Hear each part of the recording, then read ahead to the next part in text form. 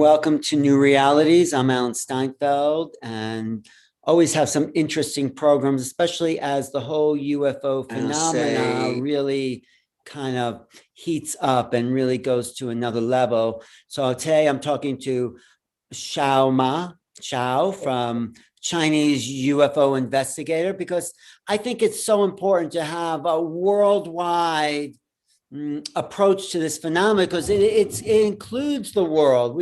And China, has the largest population. So I'm really interested to find out how the Chinese feel about this phenomenon, what they think is going on. And you're probably the biggest spokesperson for China in this world. And Xiao is also going to be at Contact in the Desert, which is one of my favorite events to go to and be part of. I'm just going to show a little promo for Contact in the Desert, if I can find it online somewhere. Anyway, I'll come back to that, but it's somewhere. I just have to pull it up on my computer. But tell me, Xiao, you're living in Australia now, but what is the world of the UFO world in China like? Is the government open? Are the people open? What's going on? Thank you.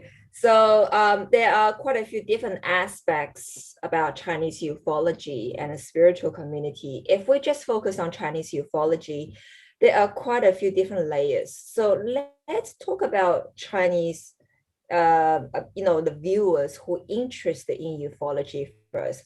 What I found interesting is when I initially break into Chinese ufology, was being invited by a friend of mine. So he owned the largest platform of, similar to YouTube things in China. So he goes like, Xiao, I heard about you got this and that experience. Why don't you come up to the show and talk about it? So I told him yeah, for sure. But I want to be bold. I want to talk to people from the experiencer point of view. So I used my real name, real occupation, real address. I say, this is me and my name is this and this. My occupation is da, da, da, So the reason why I did that is want to, show the credibility. They're not talking to someone anonymous. So after that, I received hundreds of emails and feedback and say, oh, your story resonates with me. I want to know more. So that's how I got into it. And eventually through the years to come, I got to know quite a few famous figures in China, similar like you, famous in the ufology field.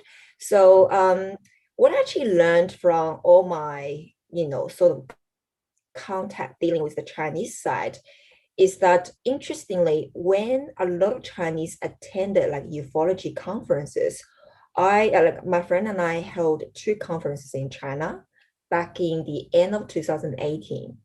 Without any promotion, we've got thousands of people attend the conference. So there are there's a huge market in China in terms of, people are starting to be awakened. But what's interesting, Ellen, is that the people who attended those conferences tend to be the younger generation compared with the older generation. That's something I found is quite unique because I'm based in Sydney right now, as you know. I attended quite a few events in Sydney, the smaller gathering, 100 people, these, monthly catch up, things like that. But a lot of them are older generation. In the US too, a lot of the people are older, they're not younger. And I'm just curious, there was no crackdown by the Chinese government because they're very strict about talk about that. I just about get to this. Yes. So China, in terms of that part, I found it's quite unique. Younger generation show strong interest in this and they attend those conferences, lots younger generations. In terms of government crackdown, you're absolutely right. So there's 2 events or 2 incidents I want to share. The first one is there's a lady called Deng Hui. I think she got PhD, she's quite educated, intellectual. She used to working for I don't know, enterprise, so mid-class, white collar, educated lady. She got awakened, so she got a pen name of Love and Light. That's her. She called herself. She used to be similar like me, like, oh, love and light, the earth is going to be, liberated, things like that, those talk. And what happened is Chinese government didn't like it. They sentenced her to jail for 8 years, full sentence. Just because she's talking about love and light, they sentenced her to jail for 8 years? Well, actually, they sentenced her. It's actually in the article that I sent to you last night. So Okay. on the ground of illegal rallies, because in China, if you want to have a gathering, say for people more than 40 people, but every city is different, like in Shanghai and Beijing, if you want to have a small gathering, say more than 40 people, 80 people, interestingly, you have to go to the local police station, get a written approval, say, oh, we are going to, I don't know, for Bible study or want to have a ufology sort of monthly chat. And then Right. you need to get a government approval. If you don't, they can label you as basically anything. So they say, this and that. But for that lady, Deng Hui, they label her like, they say it's illegal rally because you haven't got a written approval from us first before you hold that event. That's the first thing. The second thing, they consider aliens because she used the word of like she promoting ufology, like there's aliens and this and that. But a lot of her information are quite positive. Wait, so the government doesn't like them talking about And aliens? The not government, at all. they don't.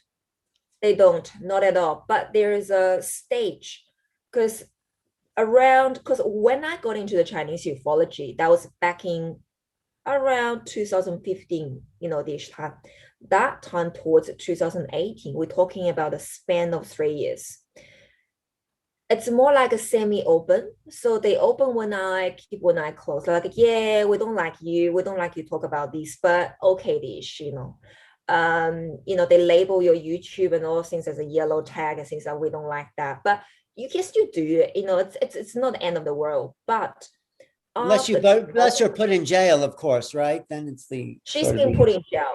And then what happened is me and my friend hold 2 conferences. I tell you, it's the government step in, shut down everything, just label us in the Communist Party's major website, newspaper, call us this like religious cult, alien cult leaders. Wow. And they say, damn it, how can you make this happen? Like, this is absolute bullshit and this and this.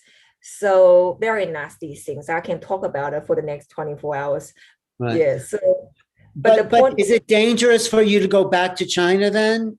Absolutely. Yes, it is dangerous and but isn't the Chinese government investigating UFOs secretly like the US government is? Talk about that. Yes, absolutely. So that's the funny thing about this is from my perspective and my friend's perspective, we think 100% they are doing it. When I say that, I mean, they are investigating into the ufology, like not just the superficial level, whether there's a light in the sky, but they may have secret treaty even working with some aliens. I've got quite reliable information. That's what people think. The US government has 2 secret treaties working with aliens. Yes. So that you're saying the Chinese, what makes you think the Chinese have secret treaty? Where do you hear that from? It's just a hearsay, but again, people can talk about it, like I heard from someone, let's call them, I don't know, some insider or what they say. They do seems like getting into this, but again, Ellen, I wish I can tell you more, but I need to be careful giving my identity. Like, I wish I tell the audience and you like a bit diving deeper, but it seems I've been targeted back in 2019. It was a very rough time for me, so I better be mindful about how much I can share with all respect. No, but can you share how the Chinese people, the government, there's the government and then there's the people, of course, that are 2 different things, even though the government's supposed to represent the people. How do the people that feel about the UFO phenomenon? What are they saying about it? Yeah, in terms of people, like we are talking about a population that is 1.4 billion population. A lot of people are very open. And interestingly, those very open-minded person tend to be the younger generation. So I'm talking about the age group like at high school, junior, even that age. I got an email from them even like towards 40 years old. So we're talking about younger this generation who show strong interest and say, oh, you know what, I had that experience. I've been contacted by, extraterrestrial A, B, and C. So people are very open-minded. And wait, wait, let me just say, are you saying there's a lot or maybe some young Chinese that feel like they are contactees? They are contactees. Yes, absolutely. Most of them, based on the really? email I've received, I believe that, Ellen, this is a global phenomenon. Yes. And it happens everywhere, every corner in this world. And I've got another theory I want to discuss. It's just my perspective. I believe contact can be different. You may heard about the word of contact modalities. Some people experience near death, and I believe everybody on this planet are being contacted at certain levels. Just maybe some people. You believe everyone's been contacting us, everyone. I believe so. Well, that's a really interesting. This is why I wrote this book, Making Contact, because it's about contact modalities and levels of contact. I'm going to send you a copy, but I think that's a really interesting phenomenon. So people have been contacted that they don't even know what's going on. Well, it's like some people are very tuned in and sensitive. They do remember their dream, or they do sort of dive into it, like, oh, maybe that's something beyond this world. But for some guy, they don't even that kind of sensitive. They just brush it off like, oh, it's just a dream. That's just that, mean nothing. So I do believe everybody are giving a chance of awakening, but 60-70% maybe like lean towards it, but 30% maybe refuse to be awakened. So I do believe everybody are giving a chance by various different contact modalities. But whether or not they're going to be awakened, it's a different story. So, No, it's so important I mean, you confirm my theory that this is a worldwide phenomena.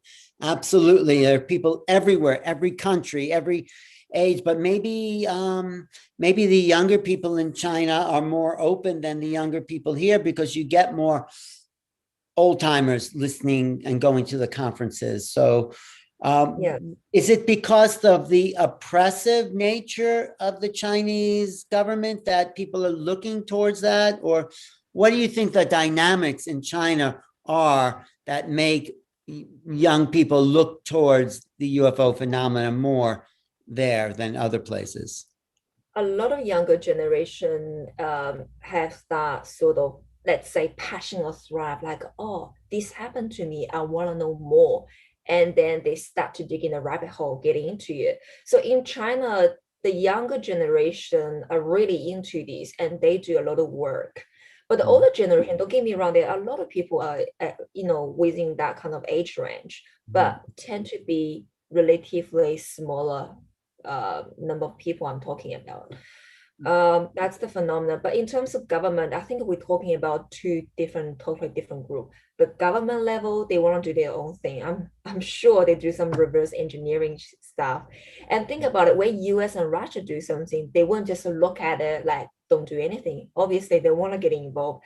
It just certain level that we don't know. And with all respect, given what happened to me before, I would have preferred not to talk about too much. Happy to talk to you privately about what I know. But all right. Well, not only what you know, but I also want to hear about your experiences, because you're an experiencer, which is how you got into this, right? Because you've had your own. Do you want to talk about your experience, but not just your experience? What are the experiences of people other friends in China are also having? Yeah. I'm curious. So talk about that. Yes. Yeah. So I often say to my Chinese friends in that community, I say, look, guys, I'm luckier than you guys for two parts. The first thing is I'm based in Sydney, Australia. That means I've got vast of information, contacts I can reach out, because in Western world, information flows. You've got like you and other YouTubers promoting information. People can open up, review, lesson, and learn something from it. But the issue with China, Ellen, is that when people start to be awakened, they are very confused. I mean, when they start to open, like, what's going on? What happened to me? I want to know more. But there's a very little channel in China. Like in China, everything is politically controlled, especially the freedom of information. So, and you may heard about like the firewall. So, which means the Facebook, YouTube, Google, or like WhatsApp, you name it. None of these can be used in China. So that means you can't use Facebook at all in China. You can't not use, at all. Of course and, not. No and you Google, no can't use Facebook. YouTube at all in China. There's No, no. So how? no. So what is the? How do people communicate? Of course, there's telephone, but what is the means of exchanging information that young people and old people use in China? How do they communicate with each other? That's part of the government control, right? If the information flow, everybody going to learn from the Western news and think about how they're going to stabilize the regime. That's the trick. But how do they find out about the Western news? How do they find out what's happening in the West even? Yeah. So what happened is we've got a software called VPN. VPN is something that would allow you to jump the firewall. So people who store that app, I think they pay like, I don't know, 30, 40 bucks, like US bucks to buy that app on annual basis, annual subscription. Then you can, jump the firewall and see what's going on in the Western world, like the rest of the world, basically, not just the like a US we're talking about. So, and then they can review those popular content in the desert, your channel and other people's channel. So, and then what they do is they save that copy of, like, say, this conversation, bring it to China, put in a Chinese subtitle. So we're talking about the obstacles, two of them. One is to jump the firewall in order for them to receive those information. The second, which is the most difficult part, is the language barriers, because China in Chinese, they also talking Chinese. So the younger generation are very passionate. So people who can speak even better English than I do, they put subtitles underneath, say, oh, Alan and Xiao have that conversation about this and this. So it's like a movie, like Hollywood movie in search of subtitles in Chinese. And then the Chinese can review. So the VPN is used inside China. It's not been illegal to use a VPN override of the firewall. There's a stages. So at the beginning, we're talking about the time span of 2015 to 2018. That's when you can use VPN, like everybody, if you want to get it, you can, but starting from 2019 to now, a lot of VPN, that's what I've been told, start to be not active or super slow to the stage that you can't even jump the firewall. So I think there's literally intention here that they don't want people to get out of the world to see what's going on. So look, economic-wise, China is very advanced in terms of economy, but in terms of freedom of information, we are struggling about that part. Wow. So it's so important that you, as a Chinese representative, start to share information, hopefully get some of what's happening in the world, including things like my book back. Yeah. That would be great. You don't have to smuggle it in, just people can. That's because real, like smuggling. You could smuggle my book into China. I hope that doesn't get me in trouble, but that's okay. Yeah, but because there is a lot of movement here in the U.S. now, about this information, and it's exciting time. So, if just separate from UFOs, what do you suggest should happen in China? Should the government collapse and let people have a free economy? I think I can say my suggestion, but I don't think they ever listen to me. I do think the first thing first is to educate people. Educate people, like in North Korea or China. You need to give them the right information. Let the information flow. Like, people want to know your channel. People want to know Grant Cameron. People want to know Ray Hernandez, like Ellen Yu too. Those very credible ufologists. Yeah. But firstly, the government need to let the information, like allow people have the freedom of getting those information. The excuse they always use is that, oh my God, there's so much information out there. You guys don't know the discernment. Let us regulate. When they say regulate, that means suppression, no Yeah. information at all. But my thoughts are, don't just ban all the information. Don't give us those stupid excuses. Let the information out, and people need to learn how to use their discernment. I'm sure they will. So rather than, oh, there's news out there just for your own sake of good, we want to ban all the information.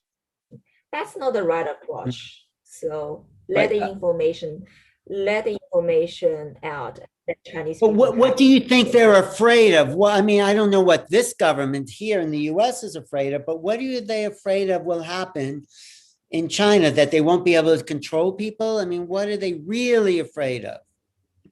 I think there's many layers. Most Yeah. important parts is ideology, Alan, because Mhm. we're the communist country. We're talking about Russia, China, and other communist country, because the core of communist belief ideology is materialistic world. There's nothing beyond the three dimension. Mm. If not just ufology, Alan, if just spirituality or like say near death experience, or even like China, we have a qi gong. It's like a Reiki star, Yeah, I know. I love Qigong. Chinese has an incredible spiritual tradition. Thousands. I mean, I studied Chinese spirituality and Taoism, and and they're afraid of that because of why though? What are they afraid will happen? So here's the thing, like if people start to learn qigong, like we had that qigong like booming back in the early 90s, Yeah. and they suddenly been shut down. The reason being, Falun Gong, right? The Falun Gong. no, it's a different type. It's just Oh, common like Tai Chi, okay. energy flow. It's Right. nothing Right. to do with that. Okay. So if people start to be awakened through spirituality, then people will realize, oh, hang on, there's something beyond these three dimensions. You see, it's going to against the communist ideology of there's nothing beyond the three dimensions. So it's then people say, hey, hang on, but that's what you told us. You told the mass. Right. So you can see the inconsistency and the conflicts in ideology. So I believe the core of this issue is you have to stick with, they label it like you have to follow their ideology, communist ideology. So I think that's the issue, and not just that, and even religion is very suppressed in China too. Like Christianity, they are very struggling at this stage in China to open up. But So what is the belief among people? Yes, the government doesn't want to suppress spirituality, but what are you feeling among your friends and the people are they opening to spirituality more, even though the government's suppressing them? it's extremely diverted. There are some people who awakened. They can see all the, excuse my language, bullshit around. They Yeah. say, okay, that's what the official news, like in the US, you got what the other big news tell you. But you have that kind of discernment, that's not the whole truth. I kind of know what's going on. But you got other like a Chinese contact, like an experiencer who are less prone towards that. They believe everything that news tell them. In the end, it comes down to people. And you got people who, once they reach their contact modality, I don't care which contact modality, eventually all roads leads to Rome. The Rome is consciousness expansion, right? So Right. there are some people, regardless which contact modality, they are doing really well. They behave like, a better version of themselves. But others are not, Alan. Let's face the reality. Some people got into that ufology fever. They really into what's light in the sky. They only talk about what the alien look like. And Right. they just stop there. They don't evolve to get there. Like they don't get to the core of these content modalities. So that's my frustration a lot of the time. So I want to know what your experiences have been like, as just an individual, not even from some country, but because what happened to you is part of the world population. So if you can share some of your contact experience and other people that are having, I'm happy to hear it. You said you talked to Marie Rodwell, actually, who's one of the contributors in this book. And she talks, and she's a very important person as far as Oh, yes. Because it is, like you said, a world phenomenon. This is not isolated by boundaries and countries and borders and nationality. It's happening to us as human beings. Something big is happening to us. So I'm curious. Yeah. Well, my initiation of my contact experience was through the ufology. Other people may have a different way, but mine is through ufology. So my first contact was witnessing a UFO saucer back in 2012. And then I realized that maybe we are not alone in this universe. We have to drop our ego. We used to think we're the center of this universe. Everything just, all the stars and the suns are, going around us.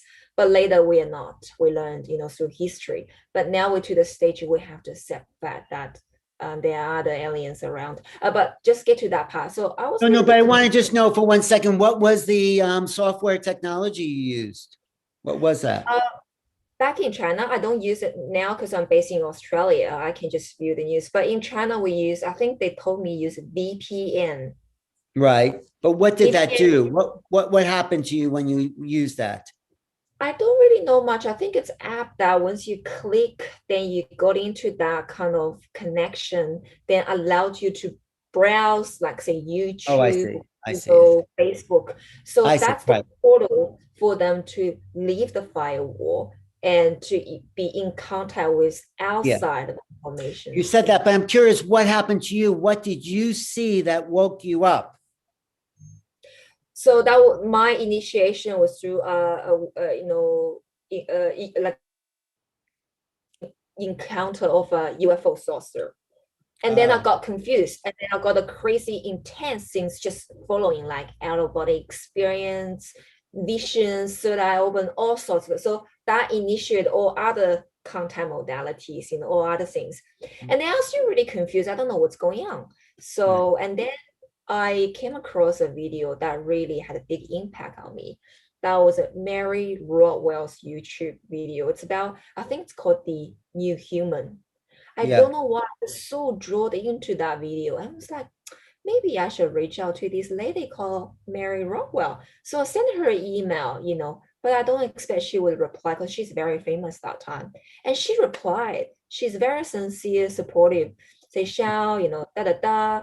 And, I recommend you to reach out to the Sydney. There's a ufology association. Why don't you go and listen to this and this?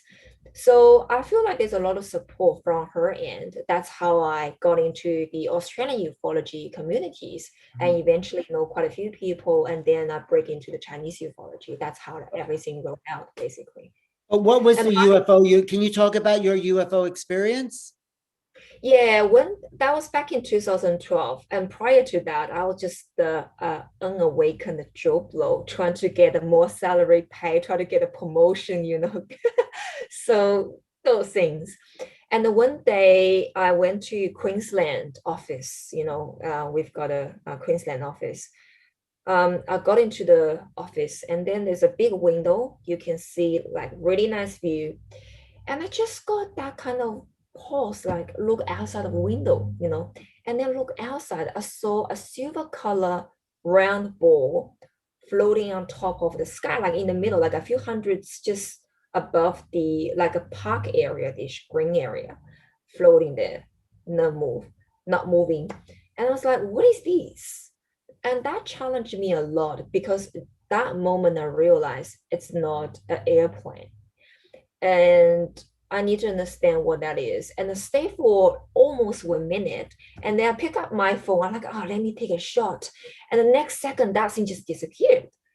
Mm-hmm. And I was like, how can this be? What is this? I think they tried to implant a seed in my mind. There's certain thing that you don't know. You need to investigate. So I start to get into the rabbit hole.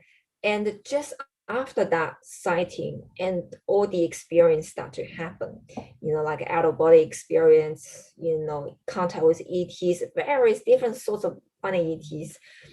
That's look, to be honest, my experience would not be so special compared with the audience or yours, just very standard ET contact, things like that. But what actually, can I talk about like a Chinese experiencer part about their experience. Yeah. Well, talk about, like, you went back after seeing this in Australia in 2012. You went back to China and talked about it, right? Yeah. So what happened is after my experience, I experienced the dark night of the soul. That's like everything have to collapse in order to rebuild. I see that period as a deconstruction of my ego. You think you know everything, you think that's who you are, but I was on the journey to rediscover myself. And then I went back to China, talk about my experience.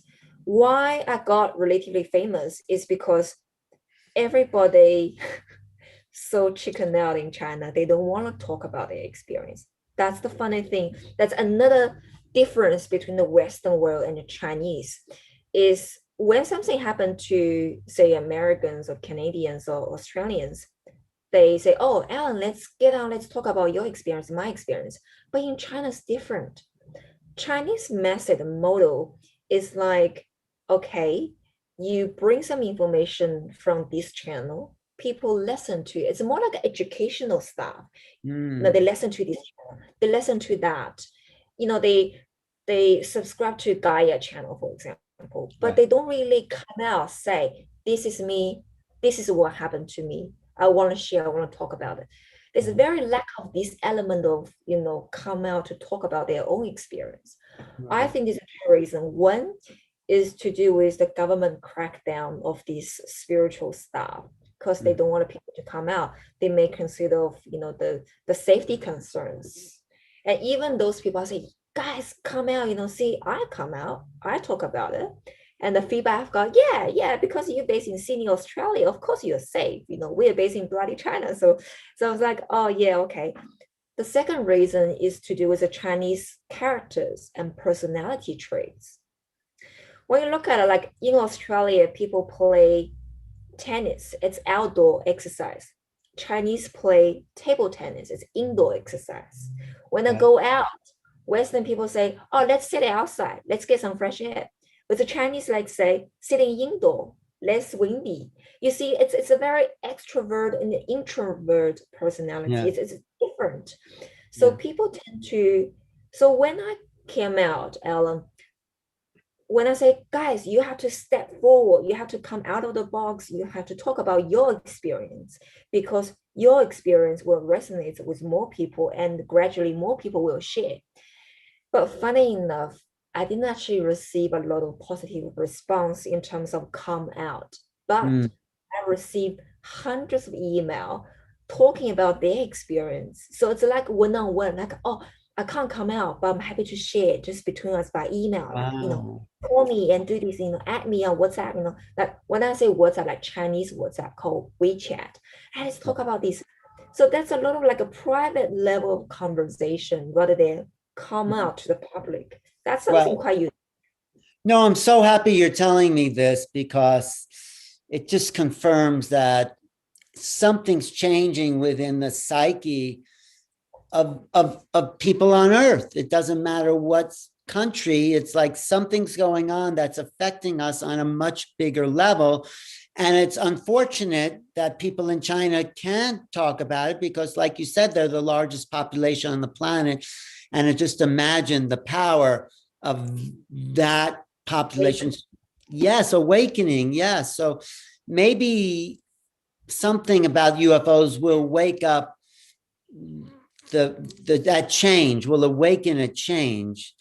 I mean, yeah, I'm happy to that. I agree. I mean, look, we got lots of news on YouTube and other place. It's the contact from the USA side, bit from European continent. But I think people need to hear more from the Asia continent, like from China, from Japan, Alan, from Korea. What's happening? Because in order for the global awakening happen, we're going to link all the puzzle together. And that requires China's side, Chinese, to step out, not just me and other Chinese, say, ufologists, or Korean ufologists, Japanese researchers in this field. They need to come out, get on your channel, get on your platform, even join the Contact in the Desert. I said to Victoria, you have to invite more Asians. We want to hear what's going on there, because for the audience, they need to know, at least that's my interest field, is not about what is this Chinese person, lights in the sky, what she experienced. Right. Of course, it's important, but more importantly, is they can see how the Chinese personality character traits can affect their contact modalities. How do we in different nations respond to their experience?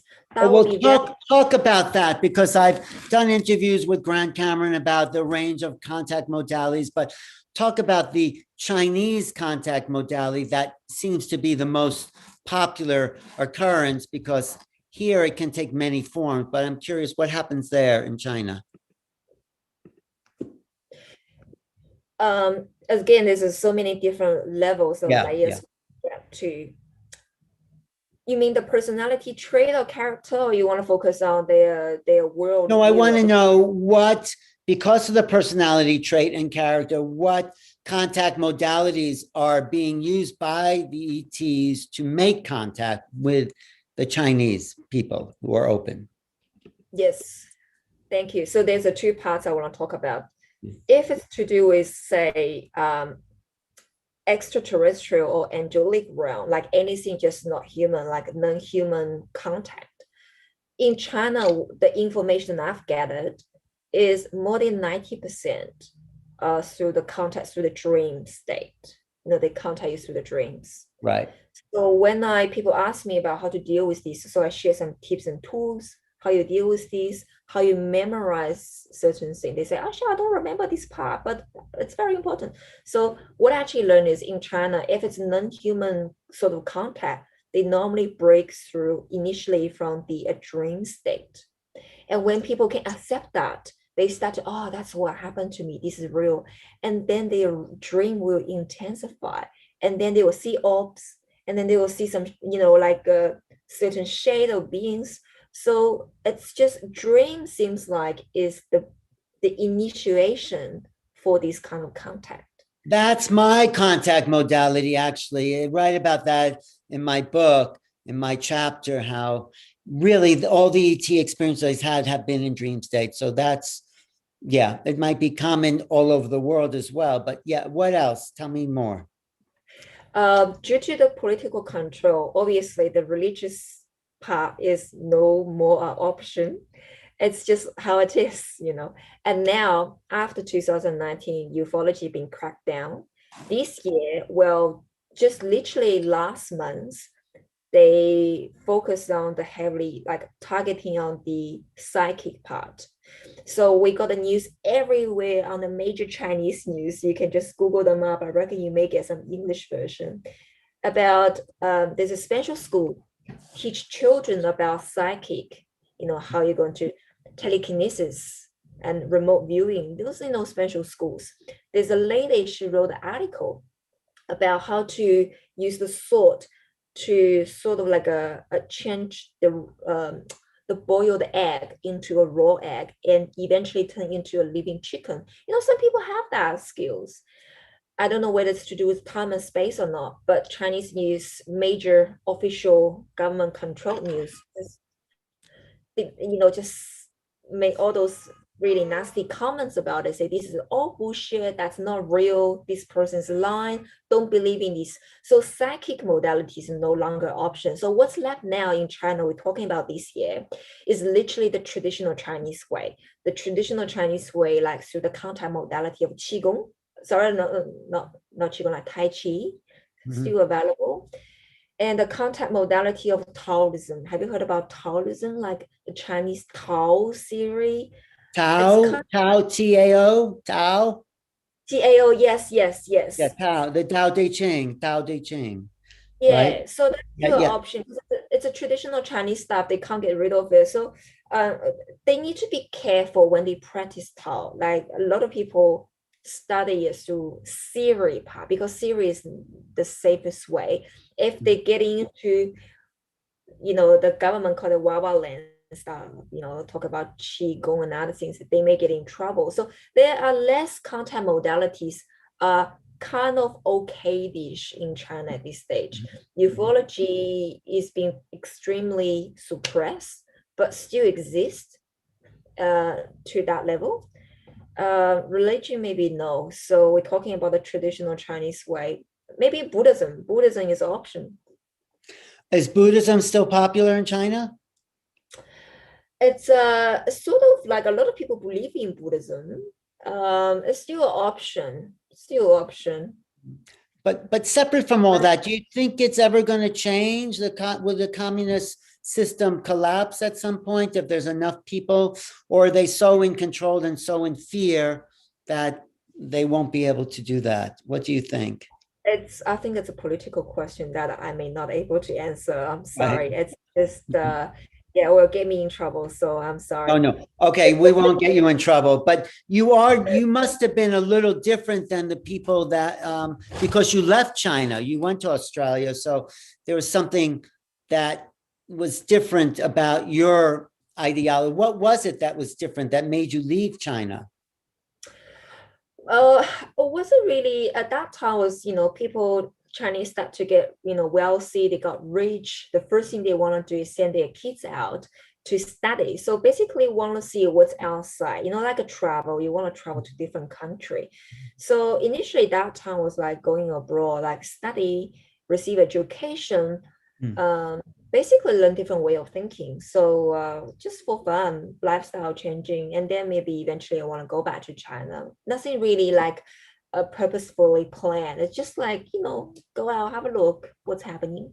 But yeah. So what I actually found about difference, like it's all reflected in how Chinese dealing with their contact modalities, personality traits. What I actually learned is two things. One is lack of confidence. A lot of people say, I don't know what has happened to me. They say, this is what happened to me, blah, blah, blah, blah, blah. Do you think it's real? I mean, they need people to back them up, say, of course, please, Joe Blow, believe in yourself. This is truly happened to you. They just lack of confidence, Alan. Like the evidence they show me, the events they talk about is beyond reasonable doubt, this is actually a contact experience, but they just need third party to confirming this is real. They need that support to say, yes, believe in it.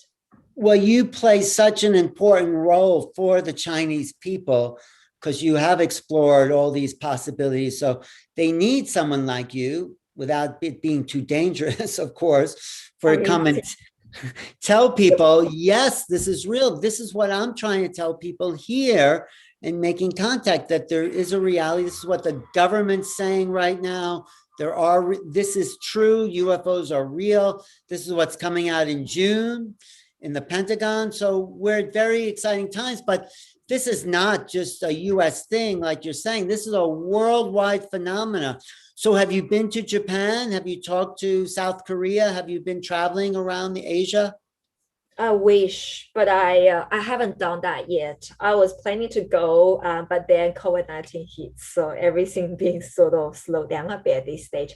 I love to see more Japanese ufologists, Korean ufologists, people in Thailand or Indonesia, I don't know, come out, talk about it, because we want to see how those Japanese or Korean personality trait their culture, because we all, we have our own social upbringing, Alan.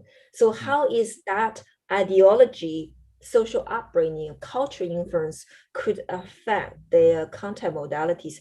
That's something really interesting me, because I want to hear more information from the Asia continent too. That is interesting. That's a great subject of a book, cultural conditioning and contact modalities. Yeah. I think that's very important. And that's one of the reasons we need to talk about all of this as a worldwide conversation, not just isolated countries or this, because everyone's waking up to these contact modalities in their own way, and they might not even know they're being contacted. Like you said, you think most people are being contacted, they're just asleep. So yeah. Tell me. Another thing I would say I use the word of criticize. There's something I really like about Chinese ufology, something I don't like about Chinese ufology field. The thing I like about Chinese ufology community, even the spiritual communities, because they overlap and talk to each other a lot of time, this and that, is I can see there's a lot of willingness from the Chinese, ordinary Chinese, they want to know more information. And even though there's a tension between the government level, actually at the civilian level, people quite like each other. They listen to so many different famous channels, YouTubers like you and others. They listen to you, they like you guys. They're like, oh, that guy is interesting. So you don't see much tension is showing on the news. Talk about, Chinese and diesel, Americans that at the civilian level, I think people are quite acceptable. So I can see that open mindset in Chinese community field. They're willing to learn. They hunger for information, for awakening. But the downside is, I have to say, it's going to I have to tell the truth, maybe I've said something. The issue with Chinese ufologies are a few parts. First, extreme politics. People are very divided. And even for me, I don't really talk about, other people in the field and, due to what are the two sides of Chinese ufology? Where are they divided? And which a few factors. You got those people who think oh, I've got this bachelor degree, I know more, I'm connected with the government, I need to be the sort of the voice of the authority, I know more than who the hell are you guys? You guys are young blokes and just share your experience. So there's a lot of that tension, conservative, the older generation with the younger generation. From my perspective, I think they are a fear of losing that respect, but they really haven't really contributed much. But I can see the younger generation. There's a few a platform owners in China, the younger generation. They seems willing to collaborate. That's the thing I like about them. They say, okay, this is what I've got. This is what you got. How can we make things happen? So you can see there's a level of cooperation, collaboration, make things happen. That's what I like. And people maybe get jealous of me, so they backstabbing me, even though they say the untrue story about me. So there's a lot of politics that really overwhelming. So that's the thing I don't really like about Chinese ufology field. Lots of politics, egos, they have to be the so-called, I don't want to say too much. That's the same in US ufology, although I think more people are coming together now to collaborate. And that's why I wrote this book again, because it's a collection of many ufologists giving their points of view that don't contradict each other, but give another little piece of the puzzle. But it's also interesting to hear you say that the people are open. It's always the governments that create the wars. It's not the people, right? Yeah, and if you read some Chinese article, you can see those comments after that say sometimes they move your YouTube info, 1 hour copy and move to channels, they say, oh, this is really interesting, let's listen to this. And you can see the comment underneath. Comments are quite positive. That's fascinating. I wish I can speak English, I can understand. So the comments from the civilian level are quite chill and relax, just interesting. But that's those division created by those major media. They try to paint a picture that we don't get along, we hate each other, but that's not the truth. So right, I know it's not true. Is there any coverage? Are you following the news in China now? Is there any coverage about what's happening in the US and the release of the Pentagon information here? Do they talk about that?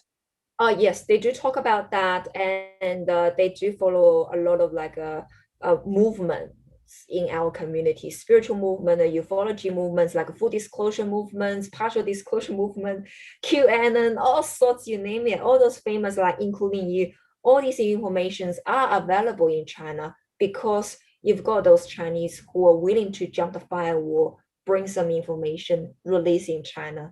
But just slightly a bit less now, given the information control.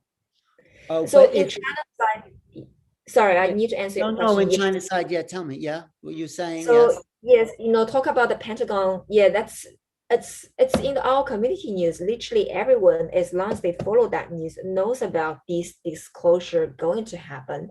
But you got different views. There's a Chinese contact, experiencers, like the viewer right now. Some people have high hope. Yeah, it's going to be exciting. I hope they can release some more.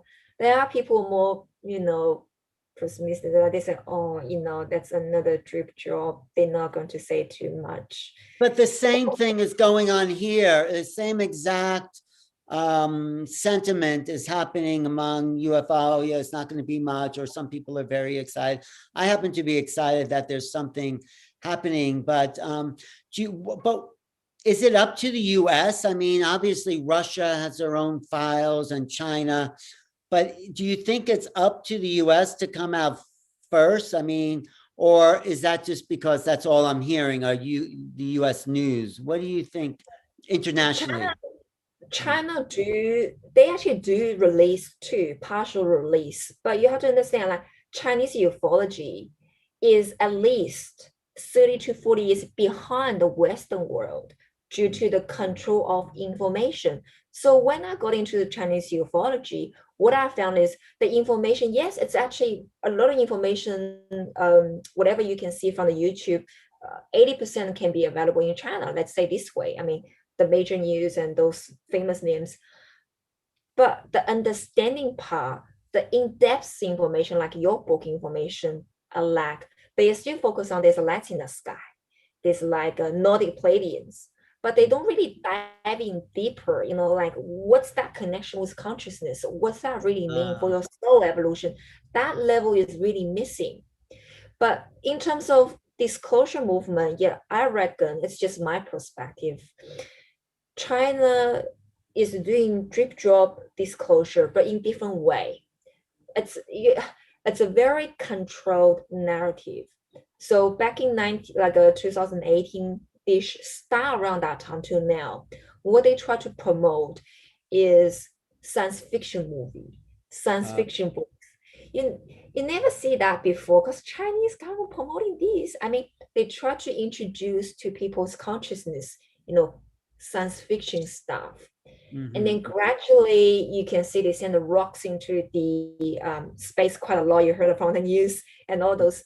And that's a partial disclosure too from my observation. They try to promote the ideas, we're focused on the sky now, the space.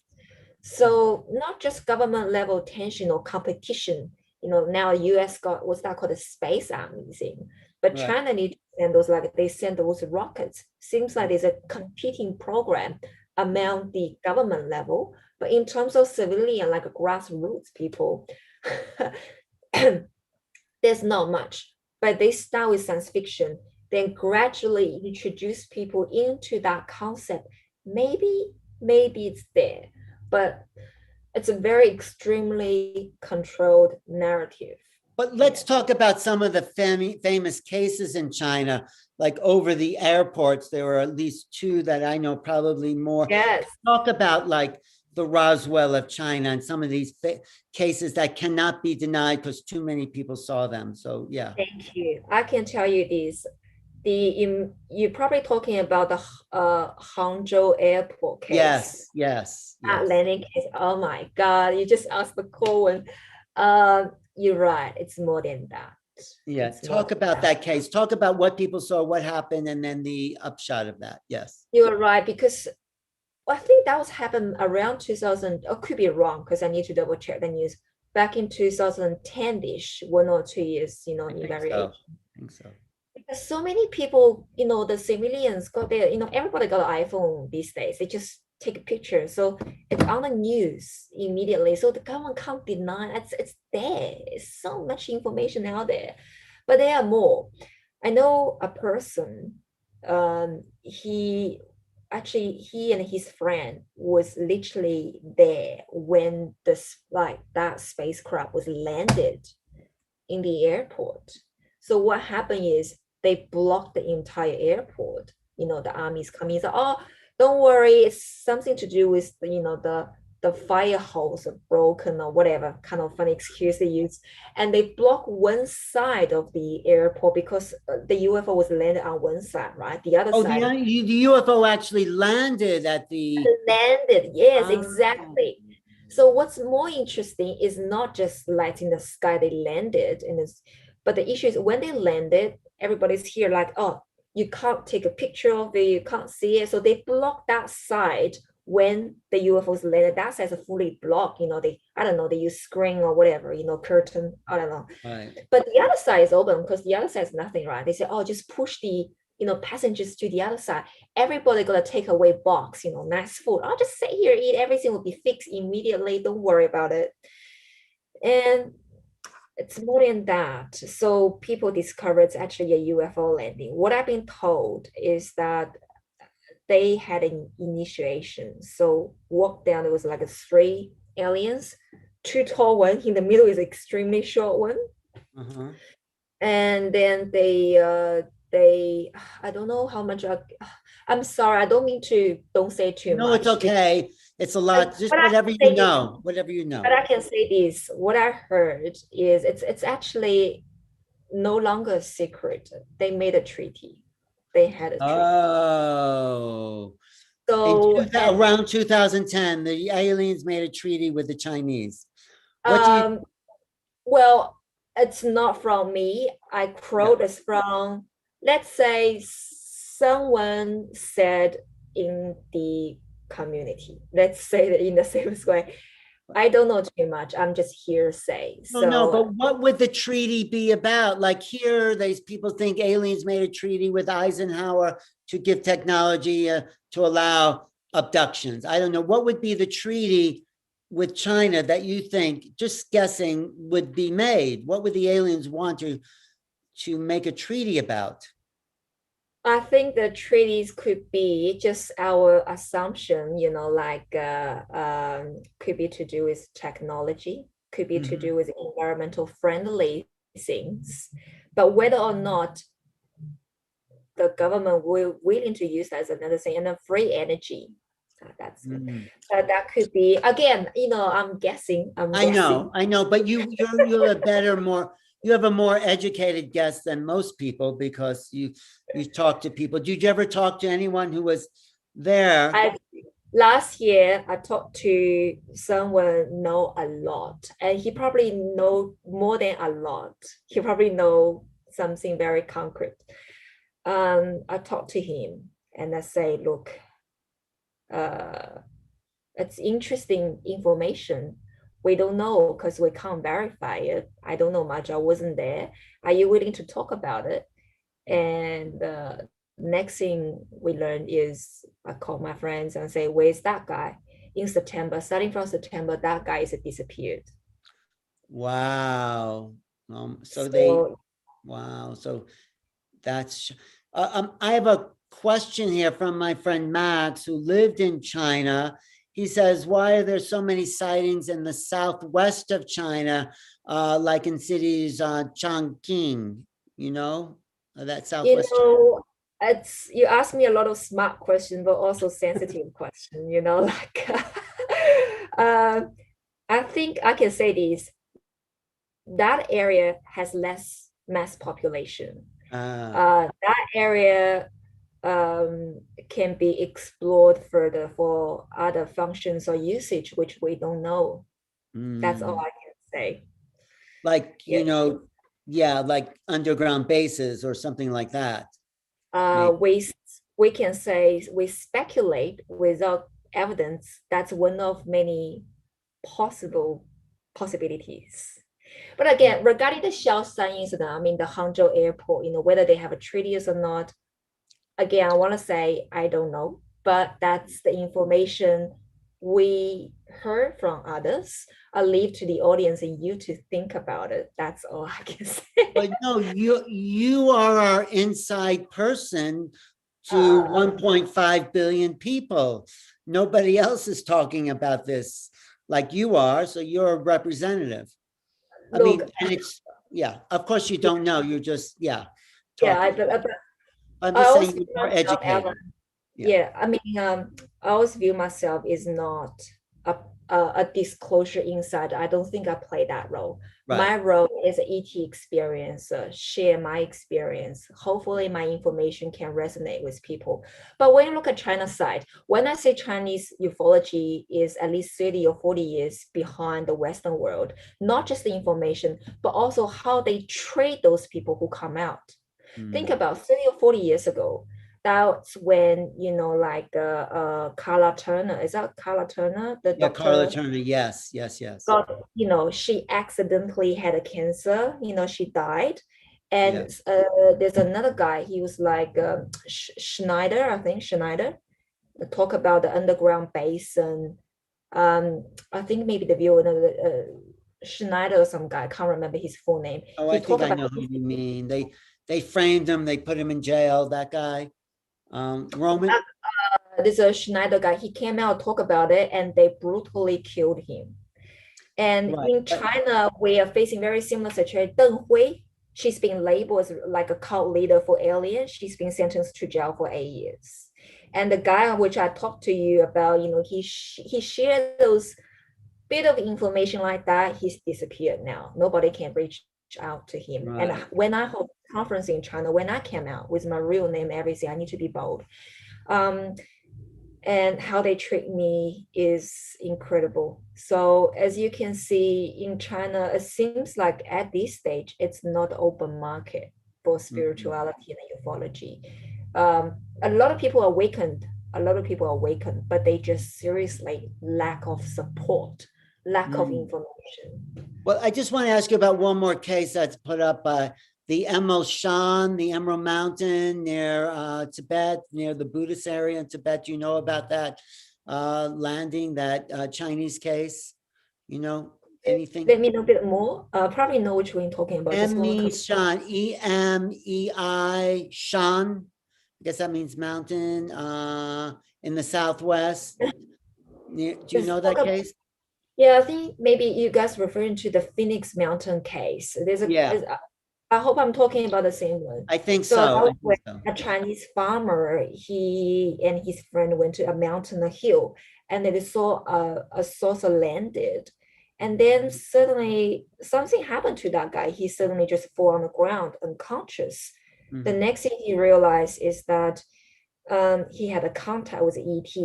Apparently, according to him, he had a sex with a female ET, so extraterrestrials. And what he's being told is that in the future, they will have a hybrid being, and the being's dad is going to be a Chinese farmer. So that's what he's being told. But that case was so famous in China because there weren't many people talk about their experience. And when that guy stood outside, he suddenly become the center of the attention and receive a lot of arrows and texts. He's very bold too, that guy, by sharing his contact experience. But I think the best thing, like you said, you're not investigator of cases, you're more about the internal experience. So what can you tell people? Maybe there's some people from China listening. What would you like to share about, talking about your experiences and helping other people share there? Yeah. Yeah, I mean, I agree with Grant's opinion. When we say full disclosure, maybe it may not going to ever happen from the president level. They want to say, hey, it's going to happen, it's real. I don't, now I think we have to accept the fact that maybe it's not going to happen, but it's all from the grassroots. So the information from you and I, from the viewers, their personal experience is going to be very important because they will be given those information, firsthand information from their contact. What I've been told, I want to share this information. Two information. One is very important to the viewers. When I was on a spacecraft, what I've been told is I need to complete my life transformation. We have our task, mission. Not just that, like we have to transform ourselves. That means we have to be the better version of ourselves. A few years ago, Ellen, I was a person who was so stubborn. You can't believe I had a hairstyle for 20 years, not going to change. I eat the same lunch bento box every time, because I like it. I was such a stubborn person, I was refused to change. I was that type of person, Sadly, I had my shortcomings. But what I've been told by those beings is that there will be a new earth. So our future is going to be glorious. And I saw those visions. It's like heavenly like us. It's the good part about it. But the downside is that they told me not everyone is going to reach there. So only certain percentage population is going to make the cut, but others are going to be, they will be left out. But for those people going to reach out to the new earth, they need to do their work, life transformation, which means whoever you are, you have to complete your mission. Plus, you have to complete your life transformation.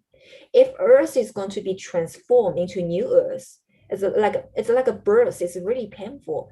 And what do you think us? Are we just going to sit here and enjoy the ride? No, we have to transform too. So for those of you, you have to drop your ego. I'm saying to the viewer, like some of the viewers, just because you know more in ufology or other field, I don't care which content modality, that doesn't mean you are fully conscious. You will make a cut to the new earth. You have to change yourself. You have to complete the transformation. Otherwise, when that moment happens, you will be left out. That's the message I've been told. So I have to drop my ego, have to accept the fact that I've got shortcoming. I have to change myself in order to reach the new earth. So that's the message I want to let the new viewer, let the viewers know. It's very important to complete a life transformation. Yeah. So what can people do? What do you suggest they do? In short, be the best version you can be. Change your temperament, personality, change the old version, the old way of yourself, change your haircut, like, change your old dress, change everything you do, push yourself, not just like do the good for other people. I know everybody want to do good, but do the good for yourself. Change yourself, be the best version you can be. You can't just, lie to others, I think I'm good enough. But no, you know who you are, you know yourself. You have to change your shortcoming, heal your traumas, change your stubbornness, change everything, your temperament, your personality traits, and everything to be the best version you can be. So that would be my first message. The second message I want to let you and other famous ufologists and spiritual leaders to know that we have to, in the last days in this old earth, we have to do the best as we could. That means, Alan, you may able to invite more Asian ufologists, spiritual leaders to your channel to share more information. Yes. I mean, there are more people who are diving deeper into specific cases, ufology cases and other stuff. They know much more than I do. I'm happy to, refer you. I mean, yes, please refer them. Yes. Yeah, yes. The Western world need to allow the Asians to come out, like Africans, come out to share. The Japanese, the Koreans, the Chinese, Singaporean, they have to be bold, come out to talk about it. It's very important. I'm just sad that there's not many Asians in our communities. What's going on? I know. Well, of course, and Asia is the largest population on the planet. But, I think here, the idea of China in particular, that it's shut down, that probably people don't know. There's probably not many Chinese ufologists. I mean, you're the first one I've heard of. So I think I'm welcome the whole world to talk about this because it's the most important thing that's happening to the whole planet. It's not happening to Americans or just China. It's happening everywhere. I talk to people in South America. There's Credo Mutua, used to be a shaman in Africa. He talked about this all the time. Australian Aborigines, when I lived with them, everyone's talking about, but we're still very separate. We need people like you to come forward in a worldwide community saying, yes, the same thing is happening with dream modalities. Contact happened with me. The same is happening in China. This is a human revolution. It is a liberation movement, and it's worldwide. Yeah, absolutely. Yeah, like Ellen, thank you. Like, you're very open-minded. You are going to invite more Asian, spiritual leaders. Anyone who can share this message. We are like UFO evangelists, which is a little. And we are more than welcome to welcome you and interview you on our Chinese platforms. There's quite a few. We want to listen to you and get the information into China. What's happening? So we want to know. Yeah. This is networking the whole world. I think this is what the ETs want us to realize. We're one planet, one consciousness, one spirituality. and that we need to come together as a one in order to meet the other ones, you know? Yeah, yeah. We have to work, all the nations. Once we unify, then we can just say to extraterrestrial brothers, sisters, say now we're ready to accept the first contact. If we are so divided, and they say, look at you guys, you know. So So it's changing. yes. People like you coming forward and, like you say, being bold, expressing your truth. This is what we need now. Everyone to speak. I need to. I'm just calling out to those Asian ufologists, spiritual leaders. Please do reach out to Alan, reach out, you know, to other platforms. You need to share. People need to know what's happening in the Asia continent, spiritual information, any other contact modality leaders. They need to share. They need to step out. You know, I want to see Asians coming out more often. Yeah, thank you. Because we, you know, Asians make up like more than half the world, and that's, we no longer can be separated as human beings, you know, because, you know, I look at you beyond the outside. I know that you think and feel and, you know, breathe and eat. I can relate to you much better than probably an alien, but, you know, even beyond that, we're all of a common mind, even if they are alien, you know, it doesn't matter. Yes, absolutely. So my last word to you, Alan, is I'm willing to work with anyone and you. If you need any information, any context from China or anything, I'm more than happy to work with you to give you support, give you the information. We need to, Western and Eastern side, need to work together at the grassroots level, you know. Even our government level hates each other. But that's just a fabrication for, I really don't think the governments are so much against each other as we think. I think it's like something else underneath that is manipulating sources. I just got a message from someone who speaks China here in the chat. I'm just sending that to you in the chat. Can you see the chat? This is my friend from Mack who lived in China who wants to know about this case there. Can you read that? Does that make sense to you in Chinese? I think this lovely view is mentioned about the mountain called Shan. I don't know too much context of it, so I don't really able to link with any famous case at this stage. Sorry, I wish I can tell you more, but I don't. But I know a Chinese ufologist. He's a real investigator for famous cases. I'm more than happy to introduce to Alan. Maybe Alan can interview him next time and answer to your question. Is he in China? Is he also in China? He's in China and he's very open-minded. So happy to be the translator for him. So you guys can talk. Let's do that. He's a real researcher. So yeah. But isn't it dangerous for someone inside China to talk about this? Is it dangerous for him? So I think he's quite diplomatic. So he will be cautious about what to share, what not to share. It's just such a painful, Alan. I wish I can say, yeah, tell you more, but you know, give that layer of nationality, identity. It's just, yeah. So well, it's not even nationality. It's ideologies. That's what has always divided people. Everyone is very human. All human beings want the same thing. They basically want to have a happy family, happy life, you know. Yeah. And I mean, we're all the same. It's like, it's the ideologies, whether that's religious ideologies or political ideologies, that's what creates the boundaries, I think. You know? It's just we wish to share more, but it's just we got other eyes are watching us, you know, how much we can share. That's the issue. I know, because people think about that in the US, and I'm not sure if that's real, but I know it's real in China. And, you know, I think people project this onto, you know, some of the subversive parts here. But yeah, I understand. But I'm happy to meet and interview more ufologists. But the last thing I want to talk to you about is what will you be talking about at Contact in the Desert? So this is, thank you so much. Yeah, so I choose the topic of archaeology. There is a major archaeological discovery in China called Sanxingdui, which is translated called the 3-star piles.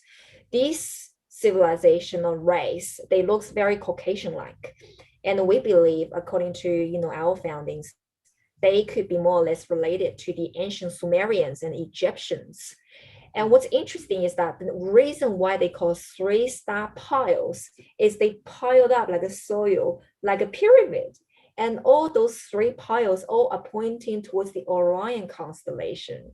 So what do you think? Like, I don't know, maybe at some level, their origin, I mean, the star origin could be connected with Orion constellation, like Egypt, the pyramids are pointing towards the Orion.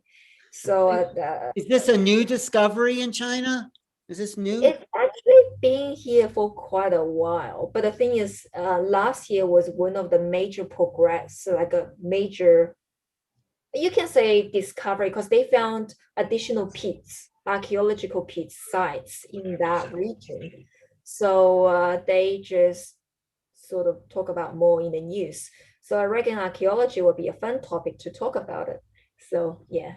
So so you're saying it's like 3 pyramid type structures? Yeah, it's a pile, 3 piles of soil, right? How they piled up initially looks like similar to pyramid shape, and they all are pointing towards those 3 piles. It's like Egyptian pyramids. They all are pointing towards the Orion constellation. So we speculate. And how old do you think it is? How old? According to the experts like archaeologists, when they tested the relics, what they found that those relics can be dating back between 3,000 up to 5,000 BC.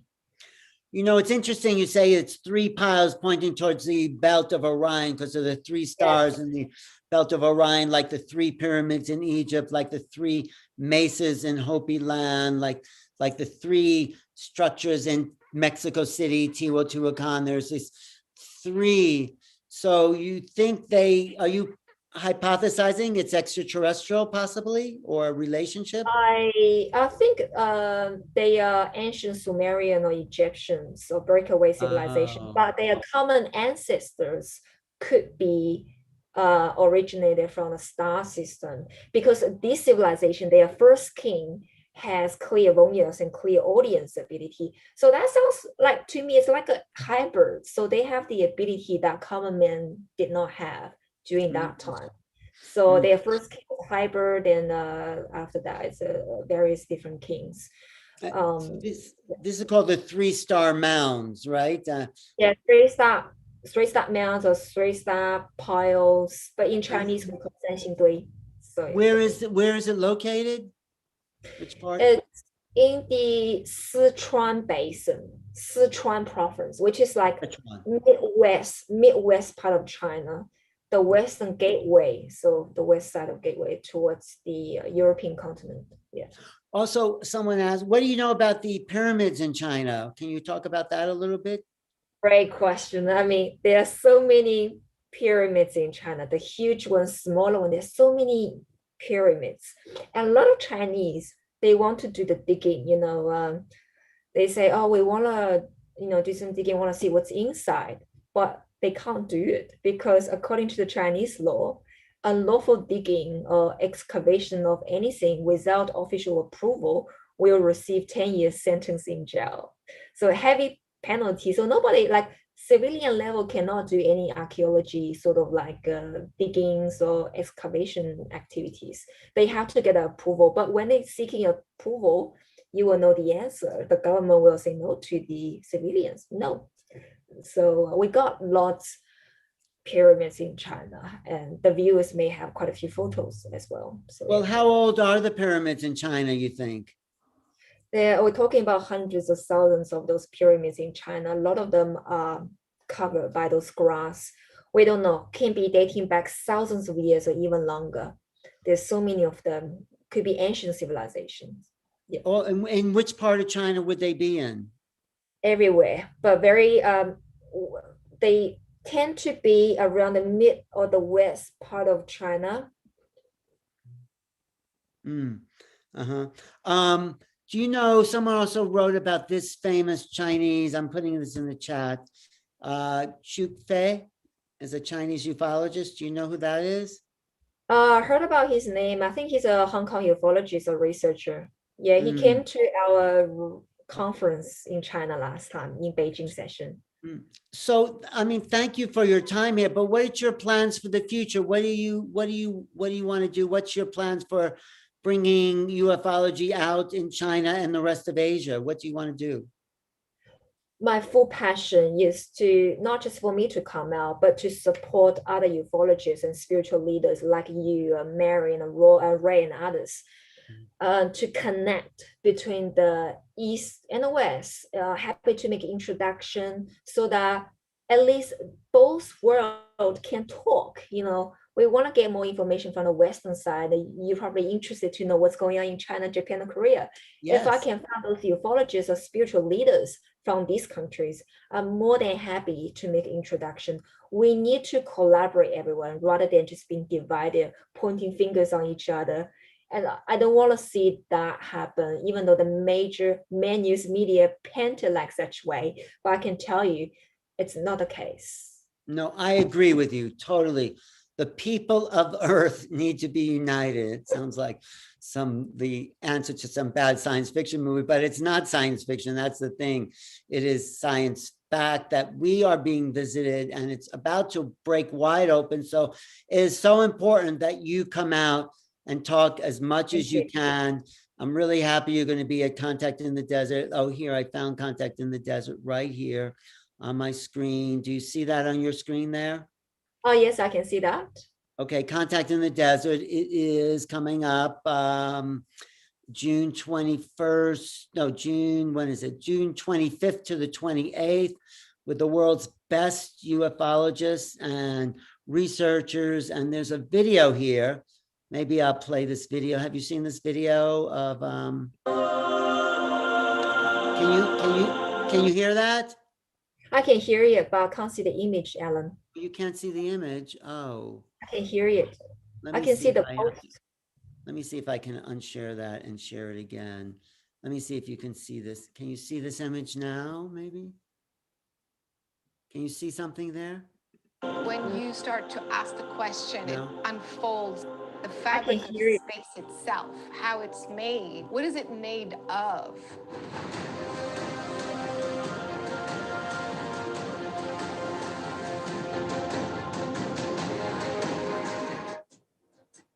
Thank you. I mean, I can hear it, but I can't see the picture. Alien intelligences have cohabited with us on this. I don't know. I guess you're not seeing the image. It's black, right? The screen is black. Yeah. But let me see if I can share one more time, because I do want people to see these images because they're really. Do you see it now, maybe? No? Screen sharing, not at this stage. Oh, I don't know why it's not coming up, but anyway, this is Contact in the Desert. Get tickets at contactinthedesert.com. I'll just play the end of Linda Moulton Howe, who's also mentioned in my book. Planet for millions of years. We inherited the obsession. This is Linda. We inherited the obsession. On this planet, alien intelligence alone in this universe.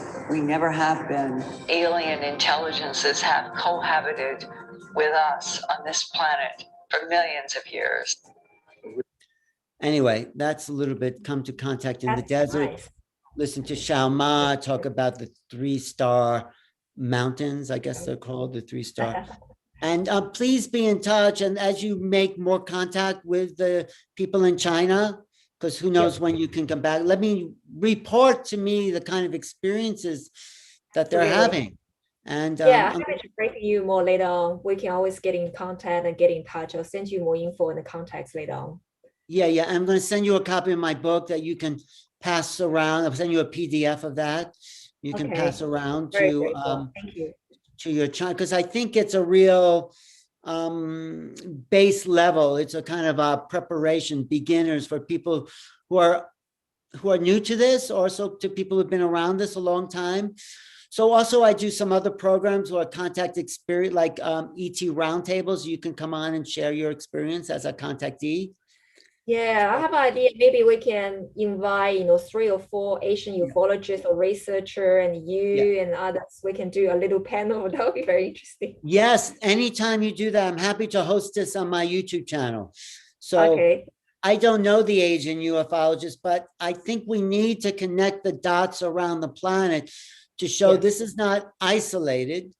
This is happening everywhere. And just talking to you today has confirmed what I always thought, that it's worldwide.